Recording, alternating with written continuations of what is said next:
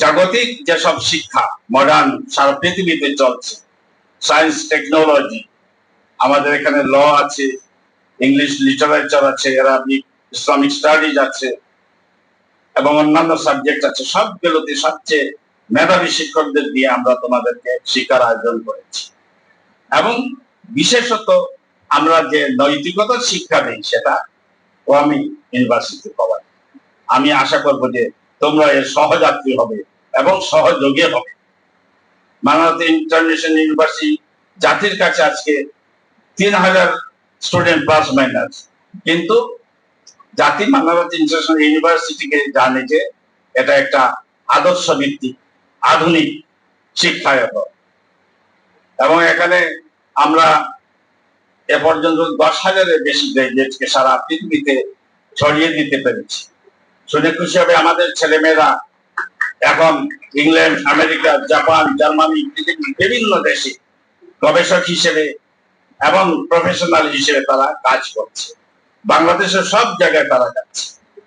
তুমি ভালো একটা ফার্মাসিউটিক্যালসে যাও, আমাদের ফার্মাসি স্টুডেন্টরা সেখানে গিয়ে গ্রাজুয়েশনের পরে চাকরি করছে। আমাদের সুপ্রিম কোর্ট, হাইকোর্টে যাও, আমাদের গ্রাজুয়েটরা সেখানে আইনবিদ হিসেবে, অ্যাডভোকেট হিসেবে কাজ করছে, কেউ কেউ ব্যারিস্টারও হয়ে গেছে। আমাদের যারা ইংলিশে পাশ করেছে, অন্যান্য সাবজেক্টে পাশ করেছে, কোনো চাকরিতে তাদের অসুবিধা হয় না। যখন 4 বছর পর পাশ করে যায়, তারা যেহেতু যা পড়ানো হয় গভীরভাবে পড়ানো হয়, ডিসিপ্লিনের সাথে পড়ানো হয়, মমতা দিয়ে পড়ানো হয় এবং ছেলে মেয়েদেরকে ভালোবাসা দিয়ে পড়ানো হয়। তারা আমাদের নিজের ছাত্রছাত্রী, আমরা লেকচার দিলাম, পড়ালাম এবং কাজ শেষ, তাই নয়।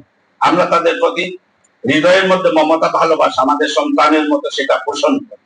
এটাই আমাদের বিশেষত্ব। সুতরাং তোমরা আশ্বস্ত হতে পারো, আমরা দায়িত্ব নেওয়ার পর পরই নতুন এই পরিবর্তনের যুগে 4 তলার যে বিল্ডিং, এটার উপরে 5, 6, 7, 8 তলার আমরা প্ল্যানিং করে ফেলেছি, প্ল্যান, এবং সেটা কাজ শুরু হয়ে যাচ্ছে। আমাদের 2 জন শহীদ শাকিল আহনাফের নামে যে চত্বর, তাদের স্মৃতিকে অক্ষয় অমর করে রাখার জন্য আমরা সেখানে তাদের স্মৃতিফলক এবং তাদের জন্য চত্বর বানানো, সেটার উদ্যোগ আমরা নিয়েছি। ছাত্র প্রতিনিধিরাও সেখানে আছে। আমাদের যারা গুলিবিদ্ধ হয়েছেন, আহত হয়েছেন, তাদের চিকিৎসার জন্য আমাদের সাধ্য অনুযায়ী তাদের সব সময় আমরা স্মরণ করি, তাদের বাড়িতে যাই, তাদের গার্জিয়ানদের সাথে যোগাযোগ রাখি এবং আমাদের সাধ্য অনুযায়ী সহযোগিতা করি। মেয়েদের যে একটা হোস্টেল আছে, সেটার আরো আয়োজন সুন্দর করছি এবং আমরা ছেলেদের জন্য একটা হোস্টেল এবং মেয়েদের জন্য একটা হোস্টেল সিদ্ধান্ত নিয়েছি। এটা কাজ ইনশাআল্লাহ শুরু হবে। শুধু তাই নয়, নতুনদেরকে আমি আশ্বস্ত করছি যে যোগাযোগ, যাতায়াত এটা একটু রিমোট এরিয়া পড়ে গেছে সিটি সেন্টার থেকে। আমরা 4টা বাস প্রকিল করার জন্য সিদ্ধান্ত নিয়েছি। ইনশাআল্লাহ অচিরেই তোমাদের জন্য সুন্দর আরো 4টা নিজস্ব বাস এসে যাচ্ছে, তোমাদের যাতায়াতের সুবিধা হবে।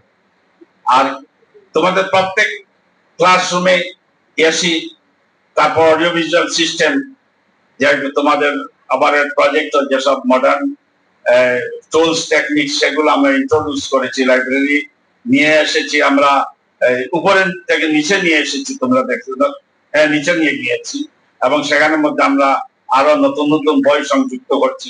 বই ছাড়া কি হয় না, এখন আমরা ই লার্নিং, ই লাইব্রেরি, সেটা আমরা চিন্তা করছি। লাইব্রেরিয়ান সাহেবের সাথে আলাপ করেছি এবং সেটা মডার্ন, স্মল, কিন্তু এটা থাকবে একটা স্বয়ং সম্পূর্ণ ইনশাআল্লাহ।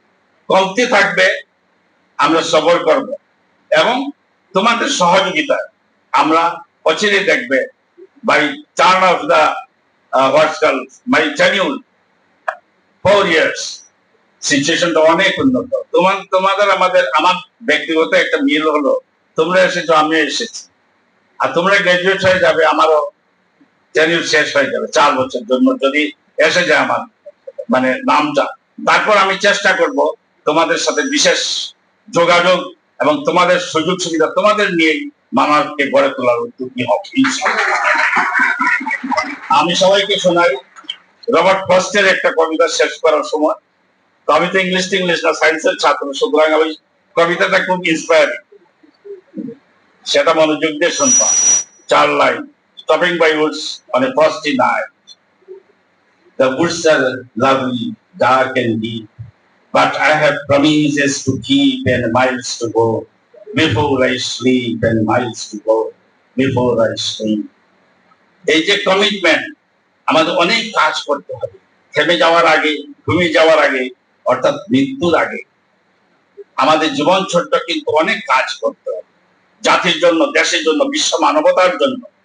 আল্লাহ সুবহানাহু ওয়া তাআলা আমাদের দায়িত্ব দিয়েছেন যে আত্মপীড়িত মানুষের মুখে হাসি ফোটানো। আজকে অত্যাচারী জুলুমবাজ সারা বিশ্বকে তছনছ করে দিচ্ছে, আর আমরা চুপচাপ করে খাই দাই আর ফুটানি এইগুলো উড়াই। সেগুলো তো জীবনের লক্ষ্য না। আমাদের জীবনের লক্ষ্য হলো ওই যে বলছিলাম, যতক্ষণে দেহে আছে প্রাণ, প্রাণপণে সরাবো এ পৃথিবীর জঞ্জাল, এ বিশ্বকে শিশুর বাসযোগ্য করে যাব আমি, নবজাতকের কাছে মোর দৃঢ় অঙ্গীকার। আমরা বাংলাদেশকে সুখী সমৃদ্ধ করে সামনের দিকে এগিয়ে নিয়ে যাব এবং বিশ্ব মানবতার সেবায় আমরা নিবেদিত হব ইনশাআল্লাহ। আল্লাহ আমাদের কিছু তৌফিক দান করুন। ধন্যবাদ। স্বাগতম সবাই।